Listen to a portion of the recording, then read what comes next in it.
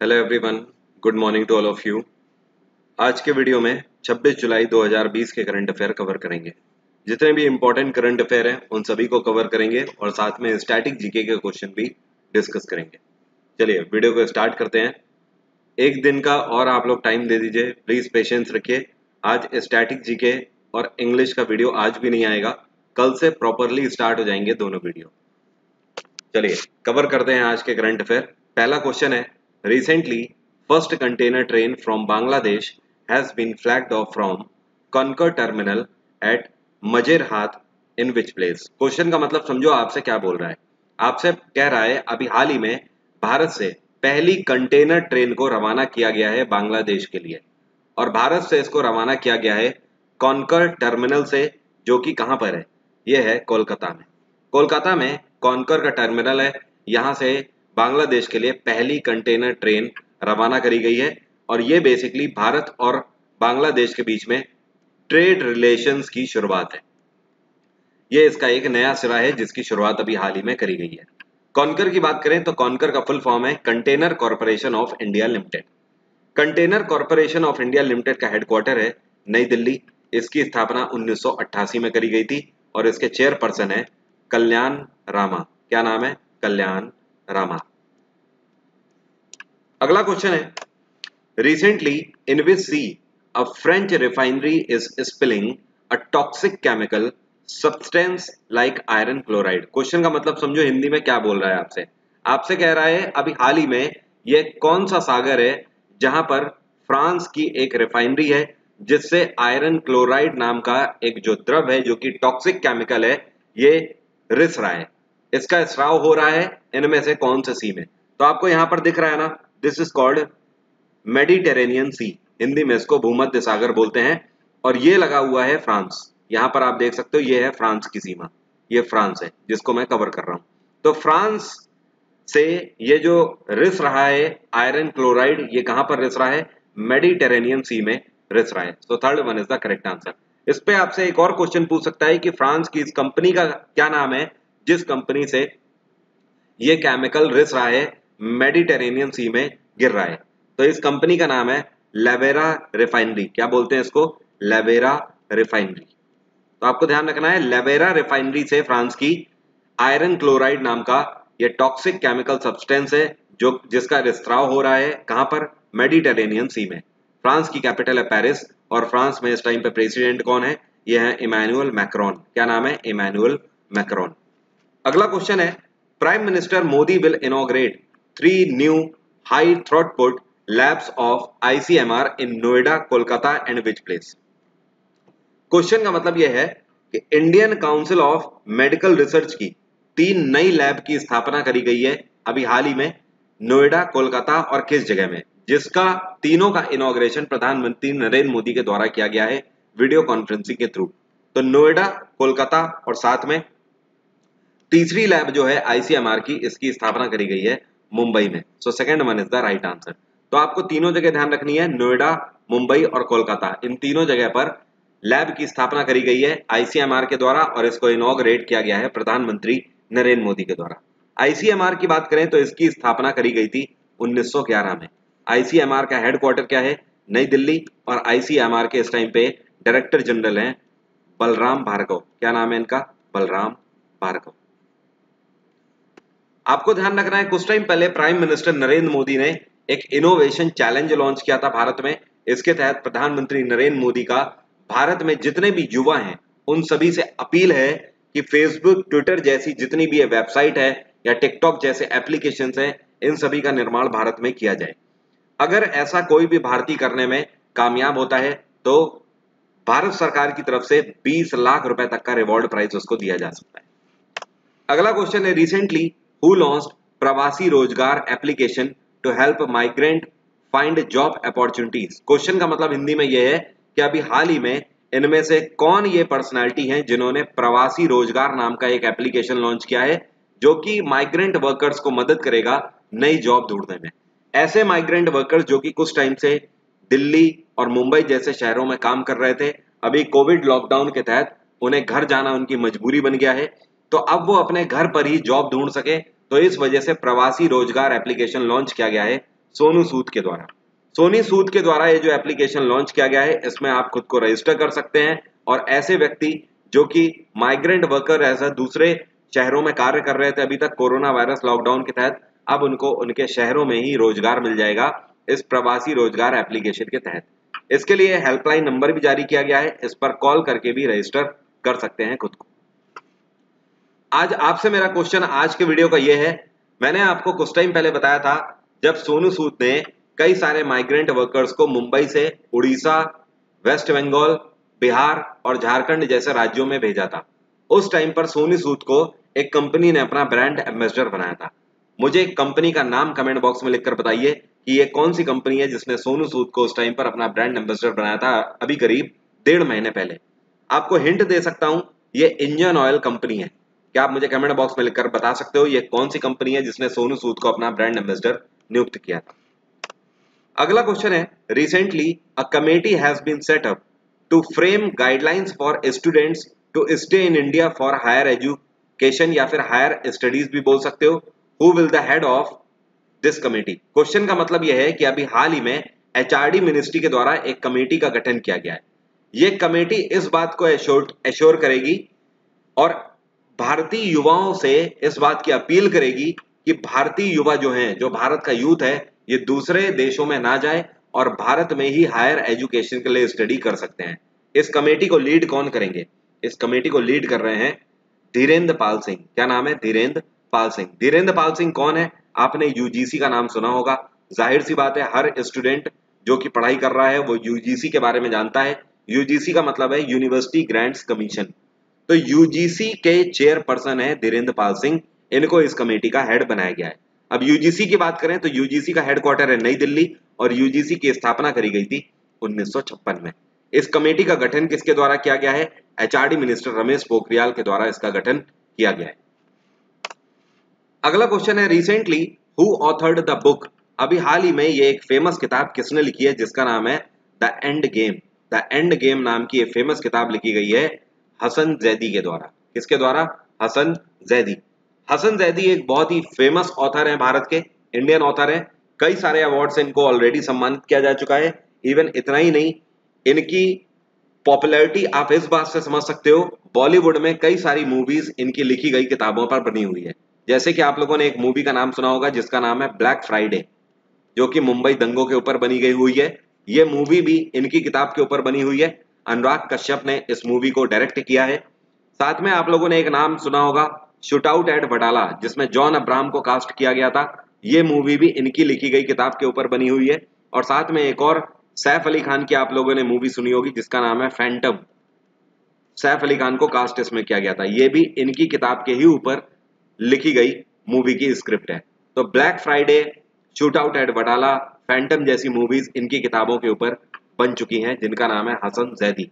इनकी अभी हाल ही में एक फेमस किताब आई है जिसका नाम है द एंड गेम। बहुत इंपॉर्टेंट क्वेश्चन है, ध्यान रखना है आप सभी को। अगला क्वेश्चन है, recently check in master application for contactless train ticket checking has been launched for checking at which railway station? Question का मतलब हिंदी में समझो क्या बोल रहा है आपसे। आपसे कह रहा है अभी हाल ही में चेक इन मास्टर नाम का एक एप्लीकेशन लॉन्च किया गया है जिसके तहत रेलवे स्टेशन में कॉन्टेक्टलेस ट्रेन टिकट चेकिंग करी जा सकेगी। मतलब कहने का कि दूर से ही आपकी टिकट चेक हो जाएगी, आपको किसी के कांटेक्ट में आने की जरूरत नहीं है इस एप्लीकेशन के तहत। इसको कहां से स्टार्ट किया गया है, कौन से रेलवे स्टेशन से इसकी शुरुआत करी गई है? इसको लॉन्च किया गया पहली बार शिवाजी महाराज टर्मिनस में। शिवाजी महाराज टर्मिनस कहां पर है? Mumbai railway station. तो यहां से इसकी शुरुआत करी गई है। नाम ध्यान रखना, चेक इन मास्टर, बहुत इंपॉर्टेंट एप्लीकेशन है। आगे जरूर आपसे किसी ना किसी शिफ्ट में जरूर पूछा जाएगा, चाहे बैंक का एग्जाम हो चाहे एसएससी का एग्जाम हो। अगला क्वेश्चन है, रिसेंटली अमाला शंकर पास्ड अवे। अभी हाल ही में अमाला शंकर का निधन हो गया। ये क्या थी? डांस और कोरियोग्राफर, अभिनेत्री थी, क्रिकेटर थी या फिर सिंगर थी? तो आपको ध्यान रखना है, अमाला शंकर जिनका अभी हाल ही में निधन हो गया, ये भारत की प्रख्यात डांसर और कोरियोग्राफर थी। इनका निधन कब हुआ है? इनका निधन अभी हुआ है 101 की उम्र में। 101 साल की उम्र में इनका निधन हुआ है। इनका जन्म हुआ था 1919 में। सन 2000 में इनकी मृत्यु हुई है। तो पूरे 101 साल के बाद इनकी मृत्यु हुई है। अगला क्वेश्चन है, recently Partha Pratim Sengupta has become the new managing director and CEO of which bank. अभी हाल ही में पार्थ प्रतिम सेन गुप्ता को नया मैनेजिंग डायरेक्टर और सीईओ के रूप में किस बैंक में अपॉइंट किया गया है? तो पार्थ प्रतिम सेन गुप्ता अपॉइंट किए गए हैं इंडियन ओवरसीज बैंक के managing director and chief executive officer के रूप में।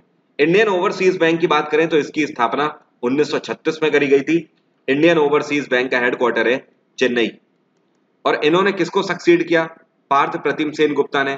इन्होंने सक्सीड किया है कर्णम शेखर को। क्या नाम है? कर्णम शेखर। इससे पहले Karnam Shekhar Indian overseas bank के मैनेजिंग डायरेक्टर थे, अब इनको सक्सीड कर लिया है पार्थ प्रतिम सेन गुप्ता ने। स्टेट बैंक ऑफ इंडिया की बात करें तो इसकी स्थापना 1955 में करी गई थी।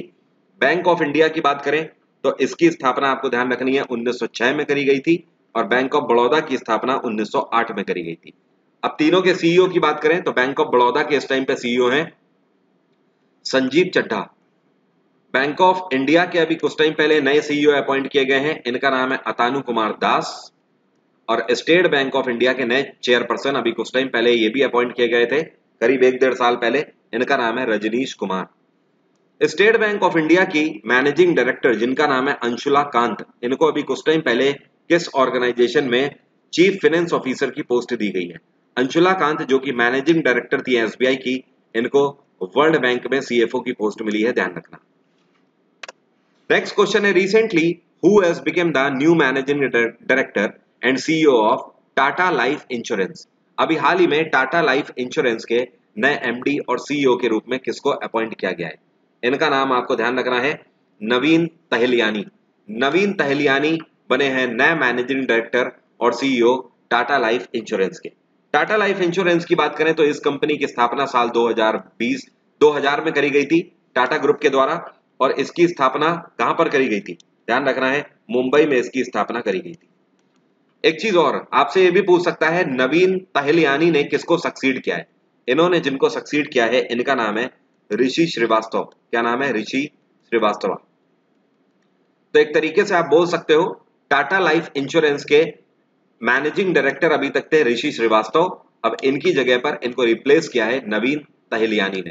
ध्यान रखिएगा सीजीएल 2019 में हम लोग ऐसे क्वेश्चन देख चुके हैं कि एसएससी नए रिक्रूटमेंट को छोड़ के जिसको सक्सीड किया है उसके बारे में पूछ सकता है।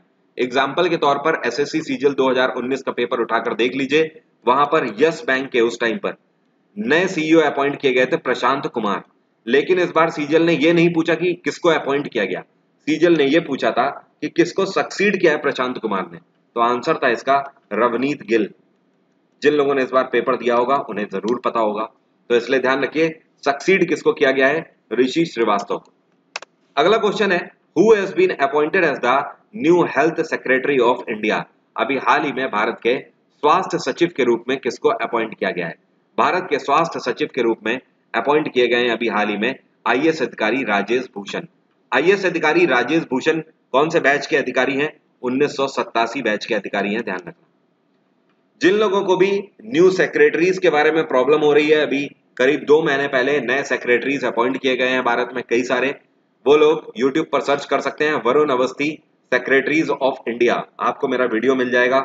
उस वीडियो में मैंने ट्रिक के थ्रू बताया हुआ है जिससे कि आपको सारे सेक्रेटरीज याद हो जाएंगे, तो अगर आप कवर करना चाहते हैं तो कर सकते हैं। अगला क्वेश्चन है, which company has acquired Walmart India private limited. Walmart India private limited जो कि यूएस बेस्ड ऑर्गेनाइजेशन है, डेली ग्रोसरी आइटम्स को ये बेचते हैं, रिटेल ग्रोसरी आइटम्स को। इनको अभी हाल ही में किस कंपनी ने एक्वायर कर लिया है, मतलब खरीद लिया है? किस कंपनी ने इसको खरीद लिया है? फ्लिपकार्ट ने। जी हाँ, कई लोगों को मे भी आप में से पता हो कि फ्लिपकार्ट की पेरेंट ऑर्गेनाइजेशन अभी तक वॉलमार्ट थी, लेकिन बड़े ही कम बार ऐसा देखने को मिलता है कि चाइल्ड ऑर्गेनाइजेशन पेरेंट ऑर्गेनाइजेशन को खरीद ले। तो इस बार ऐसा ही हुआ है, फ्लिपकार्ट ने अपनी parent organisation Walmart India private limited को खरीद लिया है। वॉलमार्ट वैसे तो यूएस बेस्ड ऑर्गेनाइजेशन है, लेकिन ये इनका भारत का ऑफिस है जिसको वॉलमार्ट इंडिया प्राइवेट लिमिटेड बोलते हैं।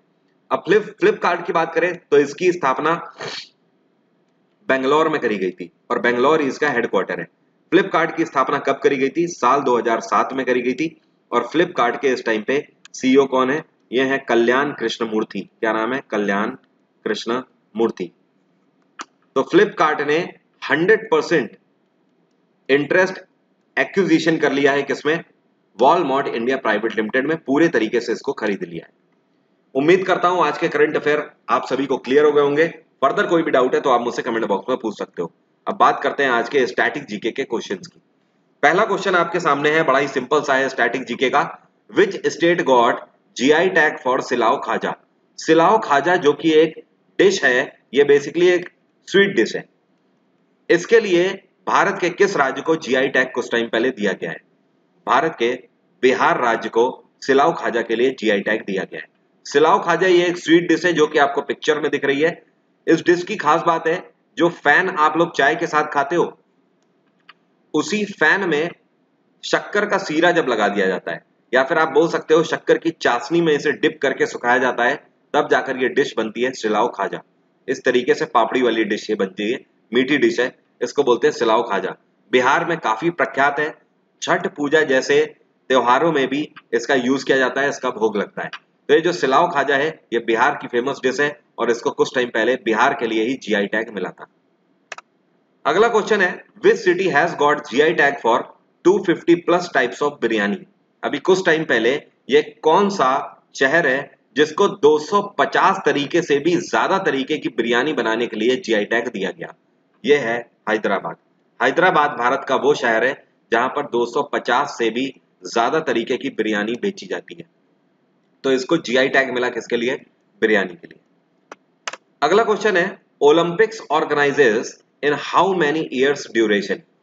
ओलंपिक्स गेम का आयोजन जो किया जाता है ये कितने सालों में एक बार किया जाता है? ओलंपिक गेम्स का आयोजन 4 साल में एक बार किया जाता है। हर 4 साल में एक बार ओलंपिक गेम्स का आयोजन किया जाता है। एक क्वेश्चन इस बार पूछा गया था एसएससी सीजल 2019 में, 4 ऑप्शन आपको दिए गए थे, 1 2 3 4। इन 4 ऑप्शन में था एक ब्लैक, दूसरा था ब्लू, तीसरा था येलो और चौथा था पिंक। आपसे पूछा था ओलंपिक गेम्स जो है इसका जो लोगो है, इस लोगो में 5 रिंग्स होते हैं, इनमें से किस कलर का रिंग नहीं होता है उसमें? तो ब्लैक रिंग होता है, ब्लू होता है, येलो होता है, पिंक नहीं होता है, ध्यान रखना। अगर 5 रिंग की बात करें तो कौन कौन से कलर के होते हैं? पहला ब्लैक, दूसरा येलो, तीसरा कलर होता है ग्रीन, चौथा कलर होता है ब्लू और पांचवा होता है रेड। रेड और पिंक में लोग कंफ्यूज हो जाते हैं, ध्यान रखना। इस बार आपको इस तरीके से फंसाने की कोशिश करी थी, pink was the right answer.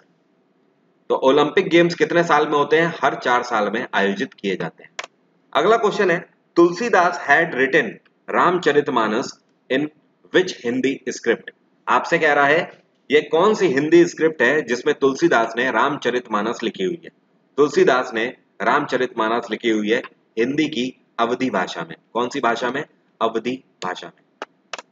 अगला क्वेश्चन है, from which Veda we know about the swayamvar. स्वयंवर का मतलब इंग्लिश में होता है वेडिंग, या आम भाषा में बोलें तो जिसको आप बोलते हो शादी। तो शादी के बारे में, स्वयंवर के बारे में, वेडिंग के बारे में हमें किस वेद से पता लगता है? यह हमें पता लगता है एस फॉर स्वयंवर और एस फॉर सामवेद। सामवेद से स्वयंवर के बारे में हमें पता लगता है। यजुर्वेद से हमें पोइट्रीज के बारे में पता लगता है, ऋग्वेद से मंत्रास के बारे में पता लगता है और अथर्ववेद से हमें किसके बारे में पता लगता है? ब्लैक मैजिक के बारे में, काला जादू के बारे में। उम्मीद करता हूं सभी क्वेश्चन आपको क्लियर हो गए होंगे।